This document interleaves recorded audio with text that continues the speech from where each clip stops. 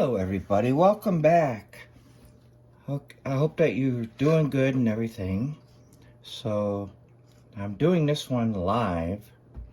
Okay, so put a little bit of water in this little jar here, this little thing here, and I have another cup of water, just a little bit there. Okay, from the tube I have ultramarine blue, and what I did was I sprayed it down a little bit because it's from the tube, just to kind of mix it up a little bit. And I sprayed it like all of these colors to dilute the paint. And I have Van Dyke brown here, and I have a yellow here that looks like a lemon yellow. Okay, so thank you for coming back. I've sprayed the paper. I've misted the paper with this here, and I didn't have any water in my cup or my little thing over there, so I just unscrewed it and poured some fresh water in it, made sure it was clean. Okay, so this video is in regards to a very interesting, some people say it's controversial. I don't, but at the same time, there are people out there, artists out there, naturalists, who actually, they do not believe in using white. No white pigment at all. None. Okay. I have absolutely no problem with, if someone uses white or not under watercolor paper. Okay. To me, watercolor is, well, I'll revert back to the very time when, years and years and years ago, when watercolor people, the great artists, used whatever they can get their hands on for pigments, right? So, but this day and age, and people did use light color, such as, any kind of white pigment they can get a hold of. If it was in their reach, if they didn't have any money and such, of course they did. Of course they used white pigment. And because it's available to us in this day and age, I use it. Just like I use, every color that comes in a palette, okay? So, this is all ultramarine blue here, okay? So now, and I'm experimenting here, live in front of the camera. See, I'm always taking this excess paint off, right? Okay, so I'm experimenting here. Okay, as you know, or if you don't know, you can dab out the clouds with just a napkin. Dab them out, okay? Now, there are benefits for watercolor painting. In other words, if you lay the watercolor flat, you have a lot more control because it's not going to be running down, right? The more water on it, when it's facing on this angle here, a pretty steep angle, the water will run down. If it was sitting flat, well, yeah, the water will spread the pigments around, but it's not going to run up and down and sideways on your paper. Now, I do want to point out, this is not watercolor paper, okay? This is multimedia paper, okay? So the grain is very thin on this, and I love using, I have a lot of watercolor paper. And I love using this paper too. Okay. So I just want to demonstrate, and I'm experimenting here, so please forgive me, okay? So let's first start with the hard parts here. Okay. So this is clean water. I have a fan brush. Okay. Now what I want to do is I want to make sure that I don't have too much water on it. And let's see how this works here. Okay, I need more water. Okay.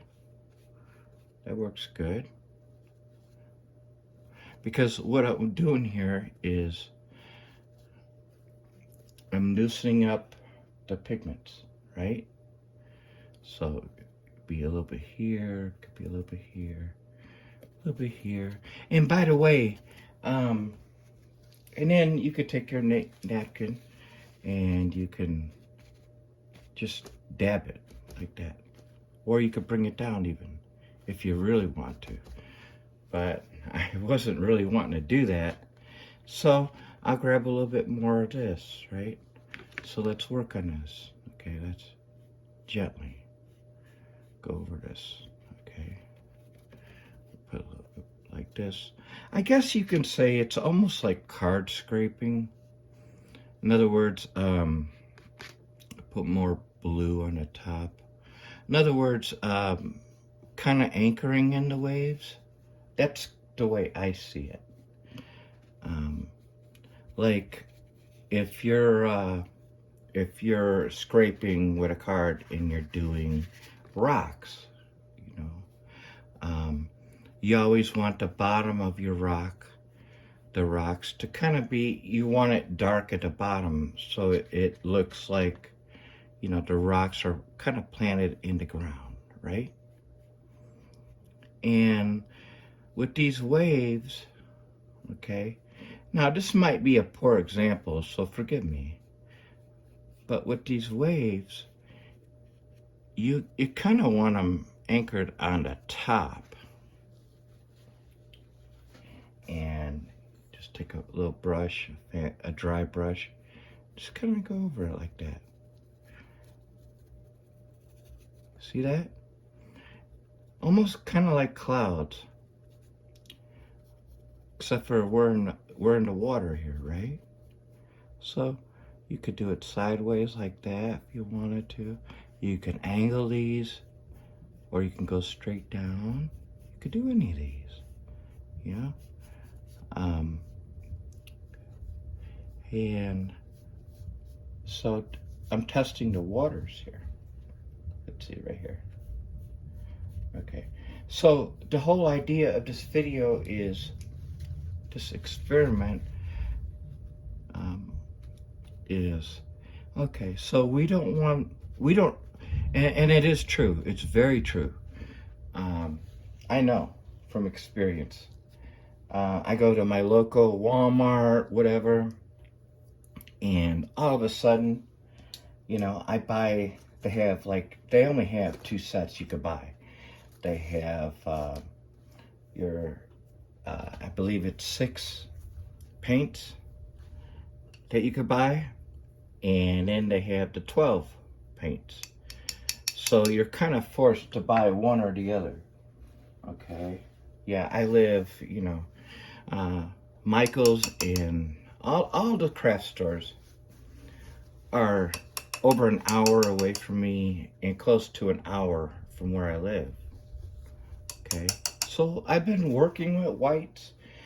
In other words, I've been grabbing these white from Walmart, making sure there's all white in there, and the whole time I'm doing that, I'm getting all these other colors, and half of them I'm not even using. Okay, so just take a little round brush or something. These are very cheap brushes, affordable brushes. Now see up here, you just do like that, right? Circle your clouds in. Now it's easy because we're using one color, okay? It's very easy because we're using one pigment here. Now, if we were to use a variety of pigments, then it'd be a little bit more challenging. And I want to say this too. Now, you noticed I did not draw out any scene here, okay? I did not do that. And you can do that. I'm just not, I don't normally draw out my compositions or, you know, my paintings. I do it on sketchbooks sometimes, but when I come in here to do videos, I don't. And I don't use reference photos. Okay, so now we have our clouds, right? We've got a few clouds there. We have, well, now that it's drying, it looks like a mess. But here's something I want to talk about. Okay, so if you're using, say, an orange or a red sky or even a yellow sky, then you want to put some, of course, you could do it like I did, just in clean water and do like, just dab out your clouds. But on the other hand, with those colors, it works really good to use a darker color in there. So in other words, it would be like a blue would be great, you know, in an orange sky, because you wouldn't see the blue. In a yellow sky, and a blue would make it turn more green, right? Because blue and green, blue and yellow make green. However, it just depends, okay? So, but now as we're looking at this here, I've been studying a lot on and looking at a lot outside of my house. And I'm noticing that all the time, just about all the time, on the horizon line, it's really bright, or it's a white. It's a very bright pigment right before it hits the horizon line. So that's why I left that there. Okay. Now, as far as the pigment goes, between the tone of the pigment between say here a more darker sky, ultramarine blue, and an ocean that's a lighter than the sky, that varies because water is amazing. Water is amazing. So let's take some of this here. Let me see. Okay, I have my fan brush here and I got it wet. Okay, so we can do this. We can go over it again, okay? Now, here's another thing. I mean, this is if you're new at this, okay? Now, what you can do is, I'm doing this right, you know, I'm not taking a break, so it's all as you see it, okay? Otherwise you can just let it dry, you know, and your best paintings will sometimes come out that way, by just letting the watercolor dry, okay? Because then you can go over it, and you can continue to go over it, and and I'm always dipping it in the same color that I want to make. Okay, I want to make some waves here, so I'm using the same color in this case. Therefore, I'm not going to be mixing any different colors here in case something was to go wrong. For example, I put a yellow in there, or if I put a light red in here, then it would turn into more purple, you know. Okay, yeah, so I went across this whole thing here. Okay, so I'm just kind of going through here. This is an example, okay? All right. So I want a little bit more darker here. And that's why, and I'm only using these paper plates. Okay, I did spray these, and so I can blend it here, and if I want anything darker, I just grab it from there. And then you could test it this way, or you could test it on a napkin or on a different paper. So I just want to kind of go like this. Okay, and maybe here.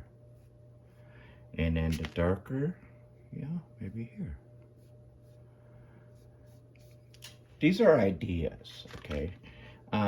Like I was saying earlier, there are a lot of, I guess, traditionalists. I don't know what to call them. I'm not a schooled artist, obviously. But a lot of painters who do not believe in using white. And if you don't have white, there are ways around it. But I just want to, kind of get this message across. Remember that, the very early painters used whatever pigment they can get. And they used all kinds of things from South America and islands, South Pacific islands and such. They were using fruits, pigments from fruits and leaves, trees, that's what they used. And in our day and age, we some of us take these for granted, okay? Now, I love using white. I absolutely love using white. I have no beef with white whatsoever. But these are fun to do if you want to practice without using white, okay?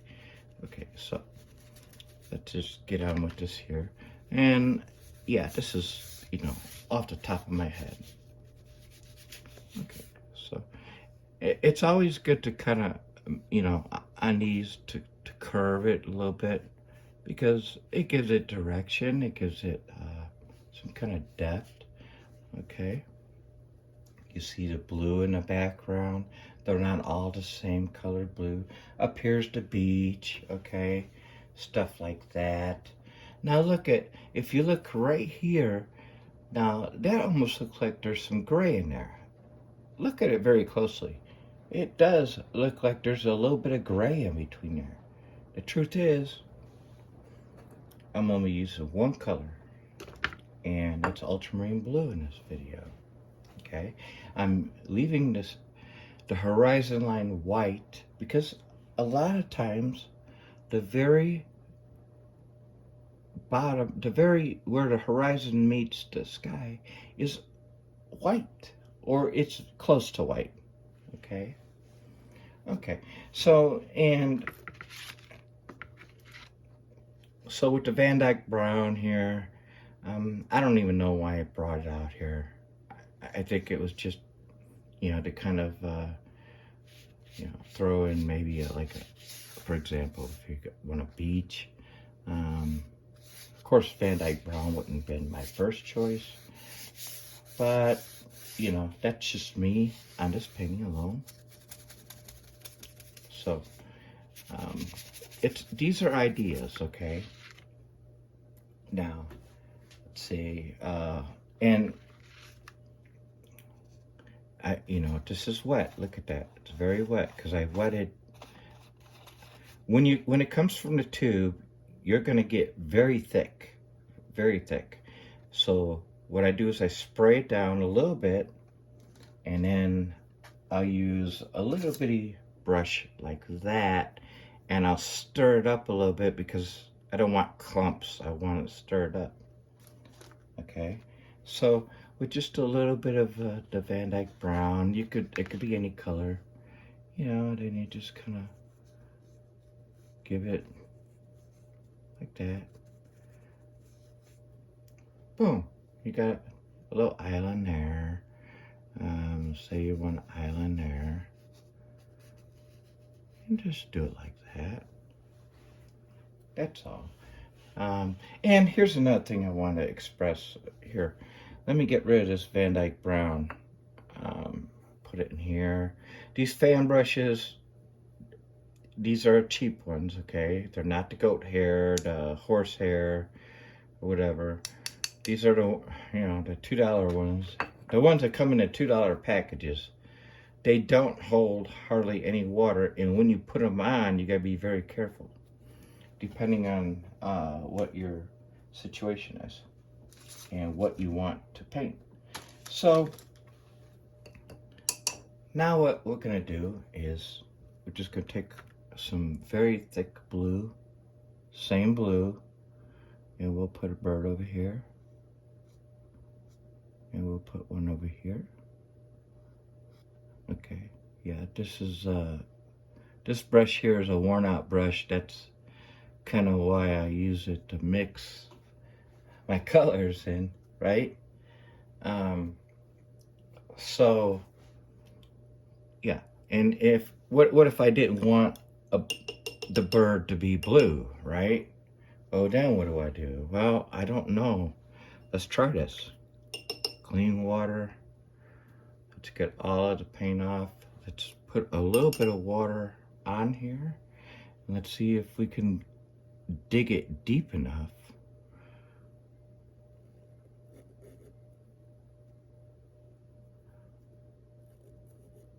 Okay. Yeah, that's, you would need to do that, you would need the watercolor pigment to be fairly wet, and a very fine, a very stiff brush, okay, to make a bird. But I made a cloud. I made a cloud. So let me take a little bit of this blue here and just kind of tap around it. Smooth edges like that. You can put a few dots in there, just kind of dot it around to make it look like there's gray in there. You can do that, right? You could. So these are ideas. Another thing I want to say, and this is all example, okay? So another thing I wanted to say and get with you on was, it's something I struggle with all the time, okay? Well, I struggle with all the time, a lot of things, right? But, okay, no matter the size of the paper, but more than not, if you're using a small paper, most likely not. But when you're using a large paper, such as this, you do not have to use the entire paper, okay? I think, and that's something I got caught up in. And it's going on 2 years for me since I very first started painting anything artistically. And, all of a sudden, my whole mindset has been, well, the whole paper needs to be painted. And so what I've been learning is, no, absolutely not. And I'll tell you why.